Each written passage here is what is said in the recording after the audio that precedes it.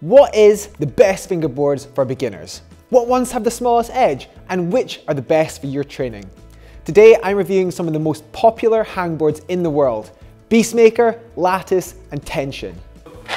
But Robbie, they're all made out of wood. What about like plastic and rock? Whoa, hold your horses fella, all in good time. We're only looking at the most popular fingerboards this episode. There's way more coming very soon. Welcome back to our big fingerboard review. You may remember that I said last time we were going to do it as one big massive video, but we've decided to shorten them down into 3 smaller bite-sized chunks. The first episode, the last one before this one, was Beastmaker. The one you're watching is Lattice, and the next one we're going to do is Tension. Stay tuned for how we scored all the fingerboards now. The next question you'll be wondering is, how are we going to measure the awesomeness of each fingerboard? Well, we scientifically measured the performance of each fingerboard using this rubric. Versatility. How varied are the grips? Example, their slopers, are there pinches, are there pockets, are there edges? Accessibility. How accessible is a hangboard for all levels or whilst you're injured? We'll include an ideal grade range for the users. Difficulty. How small do the holds go? What's the progression like? Comfort. How comfortable are the holds for hanging? And usability. How easy is it to warm up on? How easy is it to apply to training? How good is the board for pull-up and core training? And of course, cost. How expensive is it? And we'll measure each one out of emoji biceps because, well, that makes sense. Whether you're looking for your first fingerboard, your second, or maybe just adding to your ever-expanding army of fingerboards, then you're in the right place. So without further ado, let's review some fingerboards.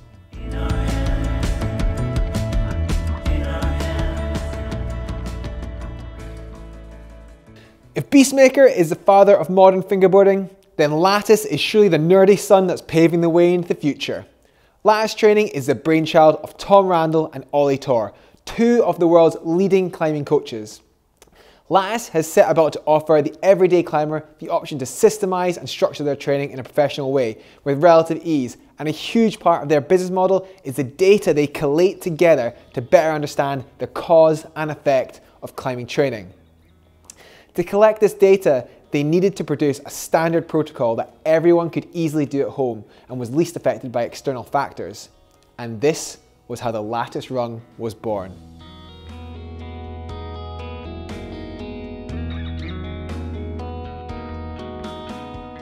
The Lattice Rung was the first in a growing line of products Lattice produced for climbers at home. Bottom line, it's a wooden edge and a jug. But don't be fooled, it's so much more than that.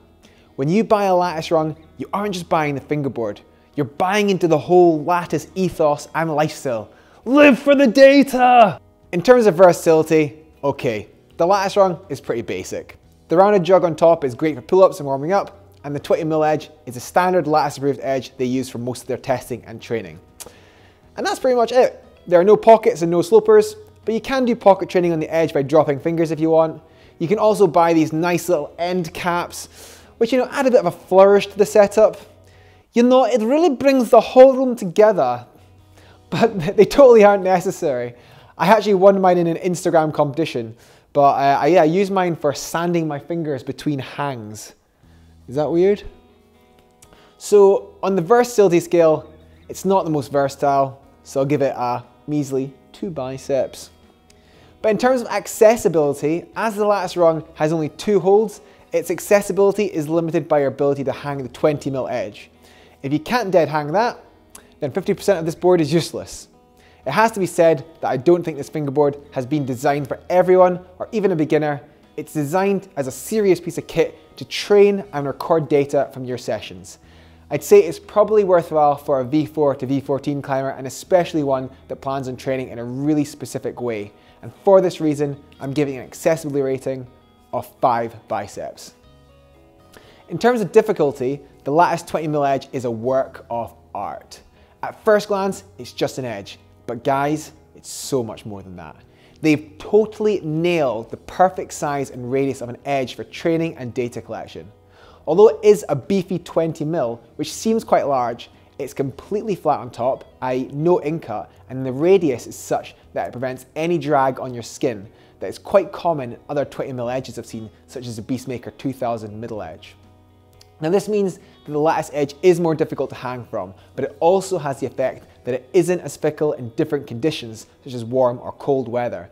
And I've personally found that my hang time on the lattice edge remains fairly constant throughout most conditions. So on that note, because it's a fairly hard 20mm edge with no other options, I'll give it a 4 biceps in difficulty. As for comfort, now I've said for years that lattice 20mm is the comfiest edge in the world. It's a big statement, but I haven't yet been proved wrong. Speaking to Tom about it, he said it wasn't their first priority. Mainly they wanted to create an edge that people could test and collate data from that had the least external influences, such as skin drag and conditions. But in doing so, they've also created the comfiest edge to train on. On the comfort scale, I'm going all out, guys. It's a 10 biceps from me. Now in terms of usability, with respect to warming up, it's a little trickier as there isn't any other options other than a jug and a 20mm edge. However, there is one thing I really like about the jug, and that is that it's a proper climbing jug. So it does give the sensation of holding a jug on a climb as opposed to a pull-up bar. For this reason, pull-up training, although harder, will be more specific to climbing. But also, alongside the Lattice Rung, you will also get access to the Crimped app with constantly updated exercises. And if you're really nerdy, then check out the Lattice users Facebook group or Instagram, which is an endless flurry of training knowledge. The fingerboard standalone is relatively low on the usability scale for things such as warming up, core and pull-up training, but scores super high in what it's designed for, and with the addition of all that lattice knowledge, we'll bump it up to a score of 7 biceps. Now as for cost, at 45 quid, I think it's a pretty good deal. It might just be a jug and an edge, but there's probably been more thought put into those holds from the top minds in climbing training than any other hold in existence. And remember, you're not just buying a fingerboard, you're buying into the Lattice ethos, the data, the training nerdiness. It's a slippery slope, guys. That will lead you into overthinking every second of every hang and doing far more maths in your hangboard sessions than you ever thought possible. So on that note, guys, we'll give it a high score of 10 biceps. Now it has to be said, although we are comparing with other fingerboards, the Lattice Edge is pretty hard to compare as it is designed fit for a purpose that isn't shared with any of the other competitors. I honestly think the 20mm Edge is a stroke of bloody genius, and Tom and Ollie deserve a knighthood for it. But don't just take my word for it. So the Lattice Rung, I do agree with Robbie. One of the best 20mm edges, if not the best on the market. Definitely my go-to. But when it comes to the jug, I think they've let it go. It just wouldn't be my go-to. It's good for warming up, but I always find it a bit awkward for pull-ups. And that is the Lattice Rung. Would I change anything? Yeah. You know, I'd have added a smaller edge as well. Sorry, what? Oh, they did? It's next up. Oh, cool. Just as I said, all I wanted was a smaller edge. Lattice went out and brought out the triple, which is a flat jug, the famous 20mm, and an additional 10mm edge. In terms of versatility, in the triple, they've changed the jug to a flat 45mm edge. Although it's still really positive, it's not an in-cut jug, which does affect how versatile the board is a little. With the addition of the 10mm though, it does improve the versatility of this board to offer stronger climbers the option to train on a micro edge, which in all honesty is an integral part of finger strength training. So for that added edge, I'll bump up the versatility score to 4 biceps. In terms of accessibility, the triple isn't any more accessible than the Lattice Rung. If anything, I actually find the new jug a bit harder to use. However, you also still get all the same extras, such as the Crimped app and training plans, so I'll bump it down to an accessibility rating of 3 biceps. With regards to difficulty, the 10mm edge is small, but it's a very nice size to be able to train on in tandem with the 20mm. And as the jug is a little harder, I'd say these both help bump the difficulty score way up to 8 biceps. And in terms of comfort, well, you guys know, I've already given the lowdown on the 20mm edge, but how does the 10mm stand in terms of comfort? Well, compared with other 10mm edges I've trained on, I'd say the Lattice equivalent is a little bit bitier. It's not sharp, but with repetitive use, it does get a little sore on the old fingertips. But then, it's a 10mm edge with 80 kilograms of me hanging off it. And we've tested a lot of 10mm edges lately, and I think it's pretty average in terms of comfort. But combined with the 20mm edge, I'll drop it down to a 9.5 on the overall comfort scale.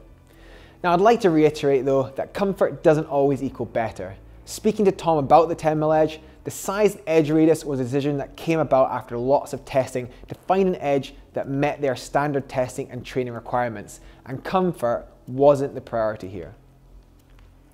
Now in terms of usability, similarly to the Lattice Rung, the triple is designed fit for purpose, and I think it does what it's designed for exceptionally well. It can be used in a number of other ways, such as for pull-up training, core, etc., but there are definitely other hangboards that offer a better setup for this. However, the addition of the 10mm micro means that you can cover a much wider scope for maximal strength training, and having that option in a hangboard is pretty awesome. So on that note, I'll bump the usability score up to 8 biceps. Now as for cost, the Lattice triple is 60 quid, a menial 15 quid more expensive than the Lattice Rung. Is it worth it? I'd say so, yeah. You'll easily spend £15 for a pair of nice 10mm edges. At least with Lattice it all comes nicely packaged together. So we'll give the triple a 9 biceps in cost. So as you can guess, I am a huge fan of the Lattice fingerboards.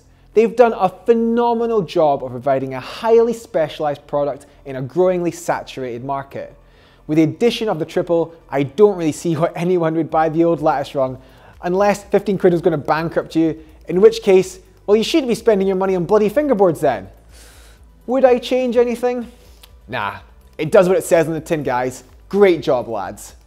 But don't just take my word for it. I'm gonna have to agree with the boys on here that the 20mm is so comfortable. I mean, I find 20mm, especially if I've not been climbing a while, a bit aspirational. So to find it really comfy is really saying something about that hold.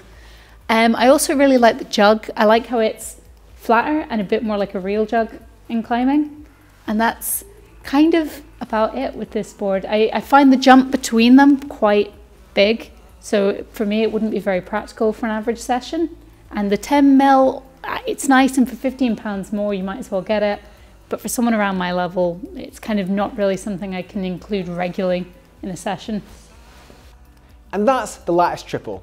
Even if you don't have a Lattice fingerboard, follow them on Instagram, subscribe on YouTube, and go join their Facebook group for loads of informed training advice. If you want a reminder of how all the fingerboards scored, you can see how we scored them on each right here. And whilst we're at it, here's me, Marion and Cullen's favourite fingerboard from the review. We're also going to be doing more fingerboard reviews like this one very soon, so make sure to like, subscribe, and ding that wee bell for notifications on when the next video is out.